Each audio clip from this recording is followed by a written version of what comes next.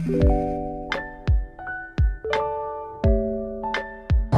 fellas, terima kasih atas waktunya. Video ini kami persembahkan untuk seluruh mahasiswa dan mahasiswi yang sedang dalam pembelajaran atau sedang dalam masa pendidikan ilmu komunikasi. Dan video ini merupakan sebuah tugas dari Komunikasi Korporat Universitas Mercu Buana, Magister Ilmu Komunikasi Angkatan 42, Major Komunikasi Korporat. Dosen pengampunya adalah Dr. Leila Mona Ganim. Di sini saya bersama Kang Ihya dan saya Bima Petala akan melakukan live sharing mengenai komunikasi dalam krisis, atau familiarnya adalah crisis communication. Kita mungkin sudah sangat sering atau kita familiar dengan kata krisis, ada di sebuah game, ada juga di literatur atau bahkan ada di beberapa event seperti tahun 90, 98, 99 dan beberapa tahun terakhir. Kathleen Fairbanks, jadi salah satu seorang crisis communication advisor asal Amerika, mendefinisikan krisis sebagai digambarkan suatu situasi atau peristiwa keadaan yang memiliki banyak implikasi negatif pada organisasi daripada sebaliknya.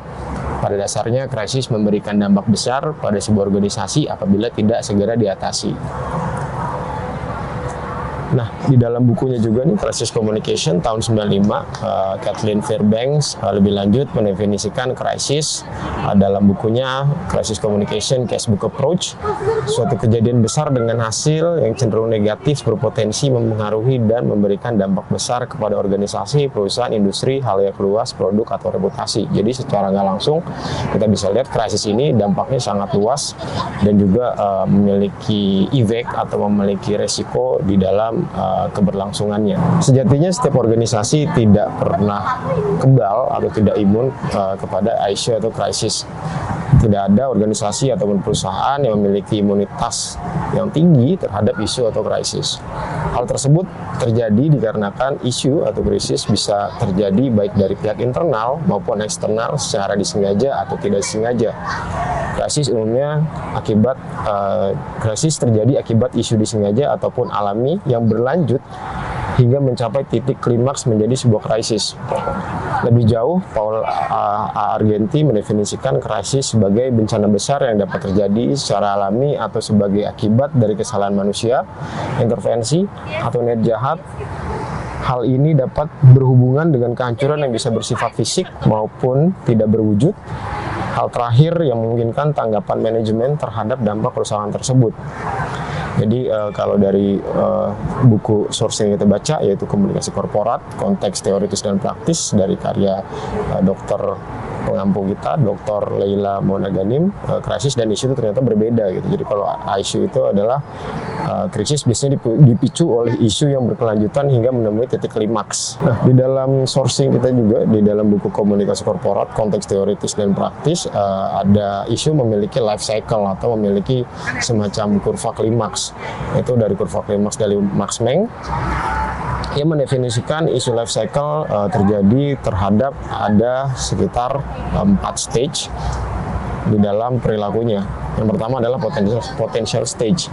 Pada tahapan ini menghadapi sebuah isu, masalah atau opini yang belum mendapatkan perhatian atau menyebar secara luas ke hadapan publik. Pada tahap ini biasanya merupakan tahapan trigger issue atau pemantik sebuah permasalahan. Jadi contohnya misalkan ada sebuah organisasi atau perusahaan mendapatkan kritikan langsung oleh customer, stakeholder terkait produk, brand, atau jasa yang diberikan. Biasanya kalau kita mendapatkan kritikan langsung, ini kan belum dapat exposure yang terekspos di hadapan publik. Jadi ini masih direct langsung, tapi sebenarnya ini sudah menjadi sebuah isu yang nantinya didiamkan atau dibiarkan berlarut-larut. Ini akan menjadi sesuatu hal yang menyebar luas. Selanjutnya ada emerging stage. Jadi ini setelah dari potential stage masuk ke emerging stage.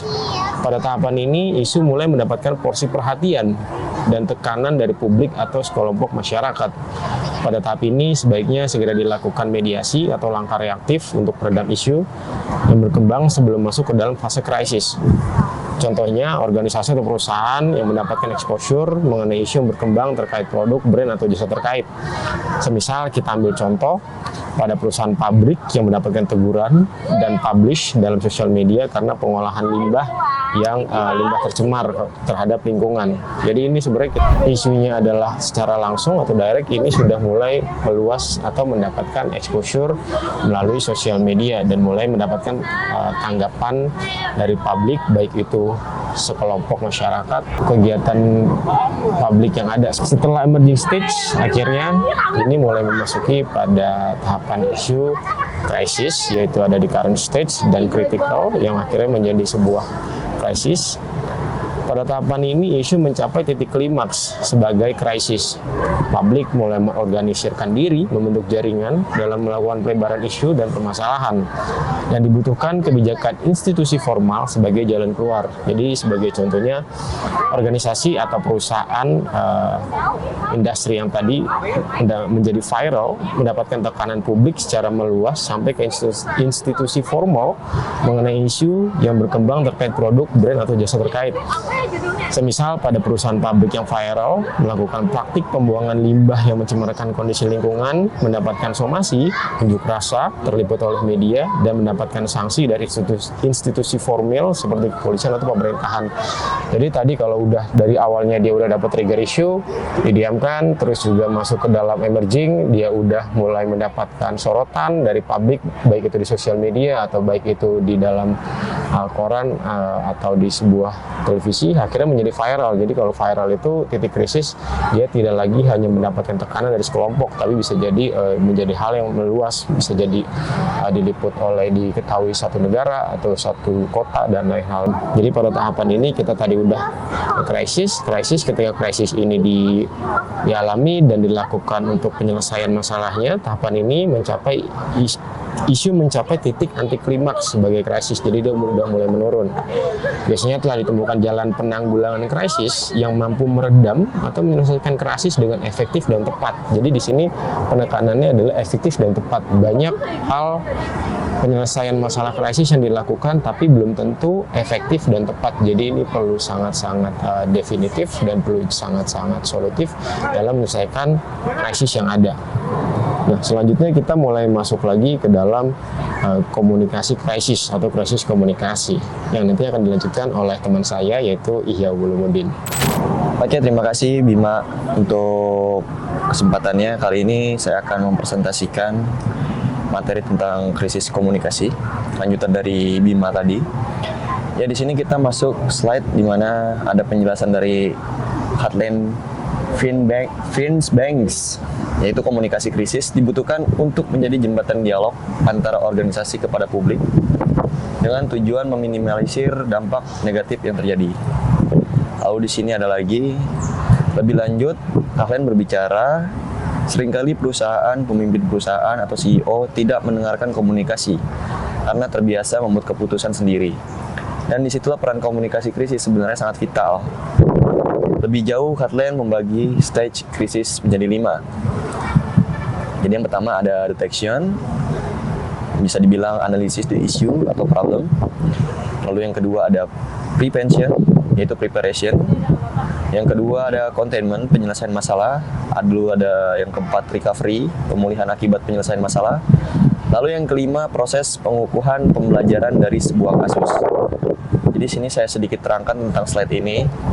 Jadi mengapa komunikasi krisis itu sangat penting? Yang pertama, kebanyakan dalam kasus-kasus yang sering terjadi, perusahaan tidak menyelesaikan masalahnya dengan cara yang solutif. Semisal, ada banyak di situ karyawan-karyawan yang ingin membicarakan tentang apa yang sebenarnya dia keluhkan gitu, seperti itu. Tapi atasan-atasan ini banyak yang tidak mendengarkan, asal langsung mengambil keputusan seperti itu. Makanya sering terjadinya miskomunikasi lalu merugikan sebuah perusahaan. Lanjut ke slide yang selanjutnya, yaitu di sini ada penjelasan peran komunikasi di saat krisis menjadi kian penting. Penanganan krisis yang baik justru akan memperkuat kepercayaan publik dan stakeholder. Karena posisi krisis sangat urgent dan vital bagi sebuah organisasi ataupun perusahaan. Krisis bisa jadi sebuah potensi menguntungkan untuk organisasi. Perusahaan apabila ditangani dengan efektif dan tepat, dapat menjadi sebuah peluang peningkatan reputasi, mendatangkan peluang bisnis dan kepercayaan lebih kepada produk, brand, atau perusahaan. Karenanya, praktisi komunikasi perlu melakukan komunikasi krisis dengan cara identifikasi permasalahan melalui penelitian dan pemuktahiran data yang memadai. Ya. Jadi, pada slide ini, kembali lagi kita pada penjelasan bagaimana pentingnya komunikasi krisis. Kalau kita menghadapi masalah dengan baik, semisal kita sudah go public, permasalahan perusahaan ini sudah menjadi makanan konsumsi media sosial dan lain-lain, kita di sini harusnya cermat gitu. Jangan lagi asal memberikan statement seperti itu. Karena ketika sudah menjadi posisi yang sangat seperti ini, perusahaan akan mendapatkan dua keuntungan. Yang pertama, citranya akan naik atau akan menge-up seperti dia akan boom gitu, perusahaan akan terkenal. Lalu citra yang kedua, mungkin dia akan lebih buruk gitu. Lebih buruk dalam artian mungkin saja perusahaan tersebut akan lebih parah citranya. Lalu yang selanjutnya, pada slide selanjutnya itu Solutive Action Crisis Communication. Pada slide ini dijabarkan, sebuah krisis tentu memerlukan tindakan dan solusi segera dalam penyelesaian agar tidak berdampak lebih luas dan mengakar. Apabila krisis sudah terjadi di organisasi, perlu membentuk sebuah tim pengelolaan krisis, CMT, sebagai suatu unit yang khusus dalam penyelesaian sebuah krisis yang terjadi, dengan membagi langkah dalam pengelolaan krisis. Yang pertama itu perumusan masalah, untuk menemukan sumber krisis sebagai inti dari permasalahan. Lalu yang kedua, mempersiapkan kebijakan penyelesaian masalah sebagai solusi efektif, menimbang segala dampak dan resiko yang muncul. Lalu yang ketiga, melakukan penyelesaian krisis melalui strategik solusi kebijakan yang diambil. Memilih komunikasi publik yang paling efektif dalam penyelesaian. Lalu yang keempat, memaintain dan memonitor isu yang berkembang sebagai pembelajaran dan antisipasi di kemudian hari. Ya. Pada penjelasan set ini, saya mungkin akan mengambil salah satu contoh yang sangat unik, yaitu di mana pernah ada kasus pemain bola, itu ada sebuah mega bintang yaitu Cristiano Ronaldo. Dia menggeser sebuah produk minuman di depannya, yaitu sebuah produk Coca-Cola. Dia hanya cuma menggeser saja dan menggantikan produk tersebut dengan air mineral. Lalu perusahaan Coca-Cola tersebut mengalami penurunan saham yang sangat signifikan gitu. Nah, padahal produk Coca-Cola ini kita tahu adalah sebuah sponsor yang sangat penting di sebuah sepak bola tersebut. Tetapi hanya karena sang mega bintang Cristiano Ronaldo, hanya dia menggeserkan sebuah minuman saja, perusahaan tersebut diambang sebuah kerugian sangat besar gitu. Ini sangat unik sekali gitu. Nah, itu mungkin tidak diduga-duga oleh sebuah perusahaan sebesar Coca-Cola gitu. Maka dari itu ini sangat menjadi pembelajaran sekali untuk sebuah perusahaan agar mempersiapkan apapun masalah yang akan terjadi seperti itu. Lalu kita masuk sebuah kesimpulan pada pemaparan di slide ini, yaitu setiap organisasi atau perusahaan tidak memiliki imunitas kebal terhadap isu dan krisis yang terjadi. Peran komunikasi dalam krisis atau krisis komunikasi kian vital dalam strategi penyelesaian krisis. Dalam melakukan mapping pendekatan komunikasi, partner strategi, pengumpulan informasi terkait permasalahan. Baiknya tiap personel komunikasi aware, peduli, dan cepat tanggap dalam penyelesaian isu atau krisis agar tidak melebar dan meluas. Itu saja kurang lebihnya dari saya. Dan terima kasih untuk partner saya itu Bima Petala atas penjabaran sebelumnya. Mungkin itu saja dari saya dan Bima. Terima kasih. Assalamualaikum warahmatullahi wabarakatuh.